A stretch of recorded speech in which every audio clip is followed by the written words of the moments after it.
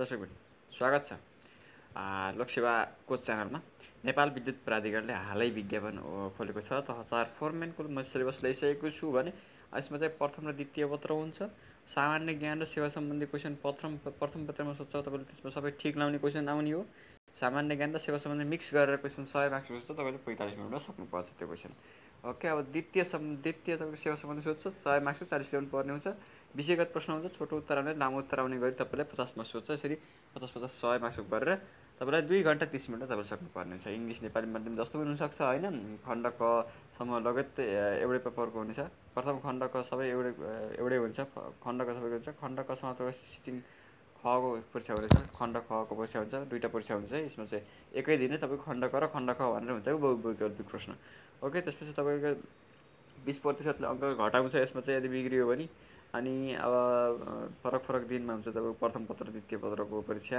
यसै गरी अब तपाईँको लागि सिधा जान्छु म प्रथम पत्रको आधारभूत सामान्य ज्ञान र प्राविधिक सेवा, त्यहाँ 4 सम्बन्धी भनेको छ। यिनी सबै जति पनि तपाईँ यहाँ देख्नु भएको छ, भूगोल अनि सामान्य अङ्कगणित यताउति सबै मैले अरूमा राखेको सहायक पद 4, 5, 6 भनेर लेखिराखेको हुन्छ। त्यो सबै हेर्न सक्नुहुन्छ तपाईँले। ओके, अनि प्रथम पत्र खण्ड क को लागि चाहिँ मैले फेरि राखिदिन्छु तपाईँको इलेक्ट्रिकलको मैले राख्ने छु।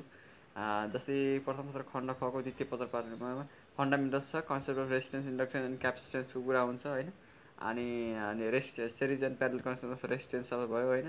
तपाईँको इन्डक्सन क्यापेसिटेन्स पनि सिकेर जानु होला। अनि ओम्स ल एन्ड किर्चफ्स लको कुरा हुन्छ। ओम्स ल भनेको के हो, किर्चफ्स ल भनेको के हो, डायग्राम सिधै देखाउन सक्नुहुन्छ तपाईँले। Introduction to electrical measuring units and quantities भनेको छ।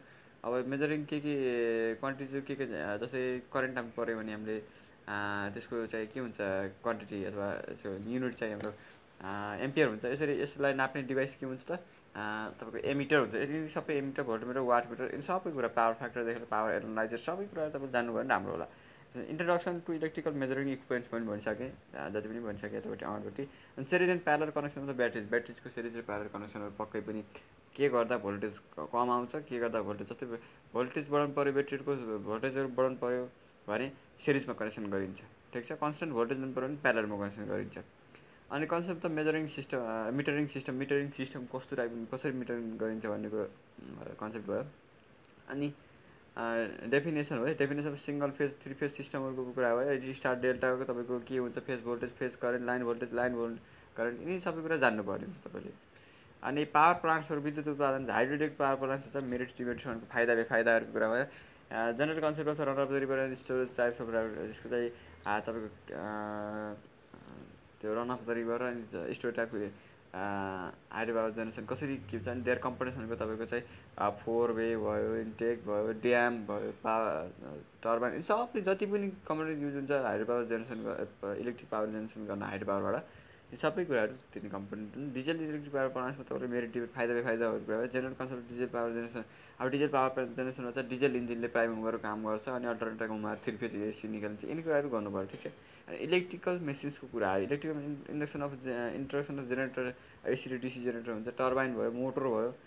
टर्बाइनको टाइप्स हुन्छ, रिएक्सन इम्पल्स टर्बाइनको कुरा हुन्छ, मोटरको कुरा आयो होइन, motor 3 phase single phase motor हुन्छ, ट्रान्सफर्मरको कुरा आयो, स्टेप डाउनको कुरा हुन्छ। And then function in the electrical सिस्टमको कस्तो फङ्सन छ त्यो कुरा जान्नु पऱ्यो। Purpose of parallel connection of generator transformation condition to meet, parallel connection गर्नको लागि जेनेरेटरको लागि चाहिँ इम्पिडेन्स बराबर हुनु पऱ्यो, भोल्टेज इएमएफ बराबर हुनु पऱ्यो। अब जेनेरेटर के छ भने उत्पादन भएको इएमएफ चाहिँ कप चाहिँ सेम हुनु पऱ्यो। यिनी कुराहरू चाहिँ पर्सेन्टेज इम्पिडेन्सदेखि लिएर होइन उत्पादन रेटिङहरू सबै एउटै हुनुपर्छ भन्ने कुरा त्यसका कन्डिसनहरू भयो। यसरी precautions for the starting generators and hydro and dieseling कसरी यसलाई चाहिँ तपाईँको चाहिँ यसरी के भनौँ अब यसलाई चाहिँ स्टार्टिङ प्रोसिड्युर भनौँ अब। स्टार्टिङ प्रोसिड्युर अफ जेनेरेटर अथवा हाइड्रो डिजेल पावर स्टेसन यिनी कुरा जान्नु पऱ्यो होइन। अनि necessity of the cooling system in power system, cooling system किन चाहिन्छ त, चिसोउनु किन पर्छ, अब तातो हुन्छ होइन, एकदम हेभी भोल्टेजहरूको अब त्यो चाहिँ काम गरिरहँदाखेरि चाहिँ त्यहाँ चाहिँ अब तपाईँको टेम्परेचर बढिरहन्छ, त्यसलाई चाहिँ कुलिङ गर्नुपर्ने हुन्छ। Role auxiliary equipment power system and storage battery, their capacity charging and मेन्टेनेन्सको कुरा भयो। यसरी कन्सेप्ट नेसेसिटी ब्ल्याक स्टार्टको कुरा भयो, मैले भनिसकेको छु। 4 फोरमेनको पनि तपाईँले हेर्न सक्नुहुन्छ। अनि need of motor starter and their types हुन्छ, किन मोटर स्टार्टर चाहिन्छ होइन। Single phase motor are not self started because of pole setting nature of AC सप्लाईको पोल सेटिङ नेचर हुँदाखेरि चाहिँ त्यसले चाहिँ के गर्छ भन्दा त्यहाँ एउटा चाहिँ रोटेटिङ म्याग्नेटिक फिल्ड इस्टाब्लिस गर्न सक्दैन। त्यसको लागि चाहिँ हामीले चाहिँ अब स्टार्टरको युज गरिन्छ। कन्ट्रोल एन्ड प्रोटेक्सनको कुरा भयो, अनि डिसी सिस्टम एन्ड पावर सिस्टमको कुरा भयो। General concept circuit breakers there types, circuit breaker पनि भनिसकेको छु। सर्किट टाइप हुन्छ, अब तपाईँको सर्किट ब्रेकर हुन्छ, air circuit breaker, oil circuit breaker हुन्छ होइन, SF6 सर्किट ब्रेकर, यिनी तपाईँ जान्नुपर्ने हुन्छ। अनि importance relay and power system, रिलेजको टाइप्सहरू पनि हुन्छ होइन, के अरे स्ट्याटिक रिले हुन्छ, इलेक्ट्रोमेकानिकल रिले हुन्छ, इलेक्ट्रोमेकानिकल रिले हो, यिनी कुराहरू जान्नु पऱ्यो कि। अनि विद्युत प्रणालीको सुरक्षा त importance of relay in power system, power सिस्टममा रिलेको के महत्त्व छ त, कसरी इन्टरप्ट गराउने, कसरी सेन्स गर्ने, सबै कुराहरू सेन्स गरेर CTPT युजद्वारा गरिन्छ। सेन्स गरेर रिले पठाउँछ, रिलेले सर्किट ब्रेकरलाई ट्रिप गराउने सिग्नल दिने हो। यिनी कुरा लेख्नु पऱ्यो। Role of the circuit and potential role of the current and potential transfer CT&PT को भूमिका मैले भनिसकेको छु। अथवा 4को फोरम्यानको सिलेबस पनि हेर्न सक्नुहुन्छ। इम्पोर्टेन्स अफ एस्टरको कुरा भयो, टाइप्सहरू मैले सब भनिसकेको छु। Causes of the tripping and their remedy भनेको छ। अब त्यो कस्तो प्रकारले कस्तो कन्सिक्वेन्स, ट्रिपिङ कन्सिक्वेन्स के हुन् त, तिनी कुराहरू गर्नु पऱ्यो। अनि डिस्ट्रिब्युसन सबस्टेसन एन्ड ट्रान्समिसन लाइनको कुराहरू भयो। Introduction switch yard and distribution equipment, switch yard भनेको ग्यान्ट्री स्ट्रक्चरदेखि लिएर सबै कुराहरू जान्नु पऱ्यो। Introduction to earthing and switch yard of substation, earthing कस्तो हुनु पऱ्यो, अब अर्थिङका टाइप्सहरू हुन्छ तपाईँको होइन। अब अर्थिङका टाइपमा सिस्टम अर्थिङ, इक्विपमेन्ट अर्थिङहरू भयो होइन, मेथड भयो भने pipe, plate and rod earthing भयो, यिनी कुरा जान्नु पऱ्यो। अनि purpose of high voltage transmission, high voltage ट्रान्समिसनको पर्पज के हो त, कन्डक्टर साइज घटाउनु हो कि के गर्नु हो, सबै कुरा लेख्नु पऱ्यो। अनि types of conductor and insulating material, के कन्डक्टर इन्सुलेटिङ मेटेरियल सबै मैले भनिसकेको छु। 7 तहको सिलेबस हेर्न सक्नुहुन्छ। इम्पोर्टेन्स अफ अर्थ वारको किन अब्जेक्टिभको किन महत्त्व छ यो पनि मैले भनिसकेको छु।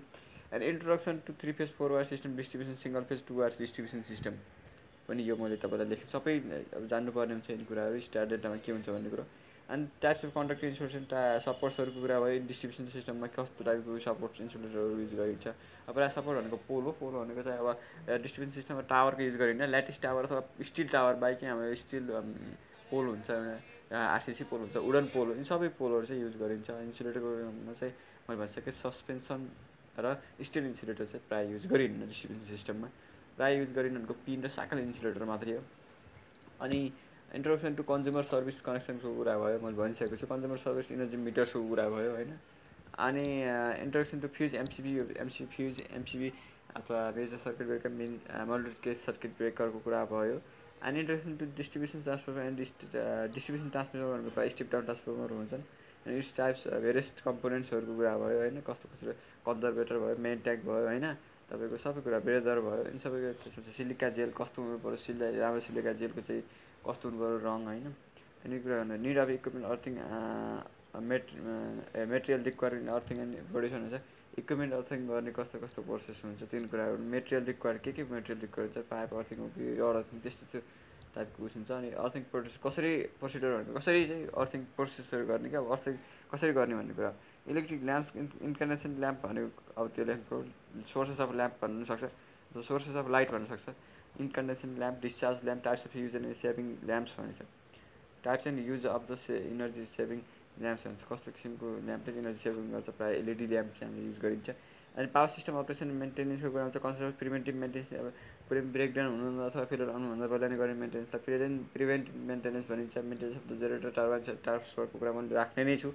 मेन्टेनेन्स अफ द DC सिस्टमको कुरा पनि राख्ने छु। मेन्टेनेन्स अफ स्विच यार्ड इक्विपमेन्टको कुरा पनि भइहाल्यो।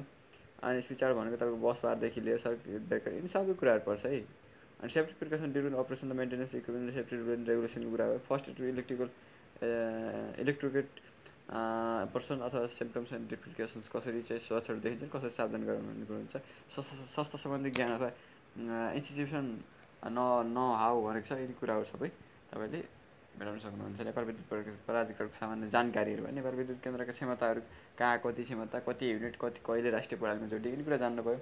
अनि कसले सहयोग गरेको छ, यिनी कुरा तपाईँले हेर्नुपर्ने हुन्छ। नेपाल विद्युत प्रणालीको प्रशासनतर्फ भोल्टेज वितरण भोल्टेज, प्रसारण भनेको चाहिँ ट्रान्समिसन लाइन भोल्टेज र अनि वितरण भनेको डिस्ट्रिब्युसन लाइन भोल्टेज हो। नेपाल पावरमा ट्रान्समिसन चाहिँ हाम्रो 132 400 को त बनेको छैन, बनेको चार्ज भयो होइन, 132 को छ हाइएस्ट भनेको चाहिँ।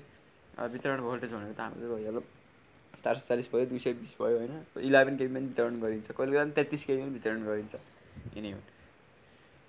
यसरी तपाईँले समग्रमा चाहिँ एकदम सजिलो छ। यसको चाहिँ 4 तहको पनि मैले तपाईँलाई चाहिँ सबै 5 3 4 5 को लागि हुने गरी मैले एउटा नोटै प्रोभाइड गर्छु, तपाईँले हेर्न सक्नुहुन्छ।